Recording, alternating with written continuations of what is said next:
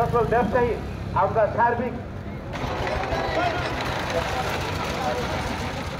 রাজনীতি করে না, তারা রাজনীতির মাঝে যায় না, তারা দুমুঠো ভাত খেতে চায়, শান্তিপ্রিয় যাতে রাত্রে ঘুমাতে চায়।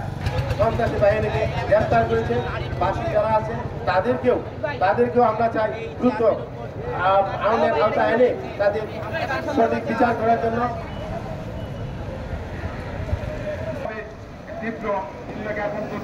এবং তার পাশাপাশি ইতিপূর্বে আপনারা অবগত আছেন যেহেতু আমাদের ইউনিয়নের সংস্কৃতি বন্দরে শান্তি আসবে, আমরা আশা করবো ইউনিয়নবাসী শান্তিপ্রিয় জনগণ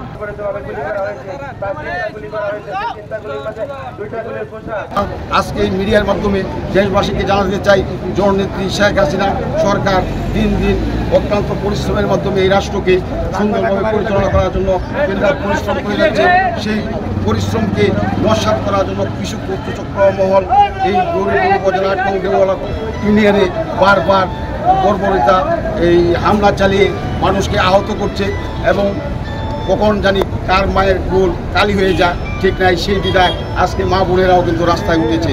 প্রিয় ভাইয়েরা, আমি মিডিয়ার তথ্য প্রযুক্তির মাধ্যমে জানাতে চাই জননেত্রী শেখ হাসিনার কাছে উদাত্ত আহ্বান রাখবো যে এই ধরনের কুচক্রী মহল সন্ত্রাসী ওরা কোনো দলের পরিচয় দিতে পারে না, ওরা কোনো দলের লোক করতে পারে না, দলীয় শৃঙ্খলা যারা করছে এদেরকে কঠোর হস্তে আইনের আওতায় এনে ব্যবস্থা করার জন্য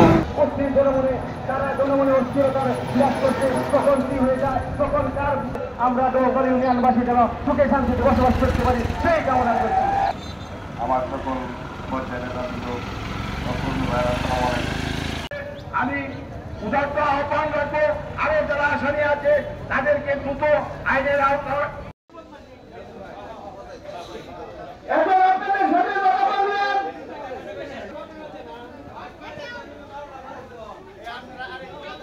একটা নির্বাচনী প্রতিহিংসা আমি দক্ষিণ নির্বাচন করেছিলাম। আমার যে প্রতিপক্ষ আনারস প্রতীক সেই প্রতীকের পক্ষ হইতে আমাকে সরাসরি বাজারে দিবালুকে 500-1000 লোকের ভিতরে প্রকাশ্যে এসে আমাকে গুলি করে। তো আল্লাহর রহমতে আমি গুলি থেকে বেঁচে যাই।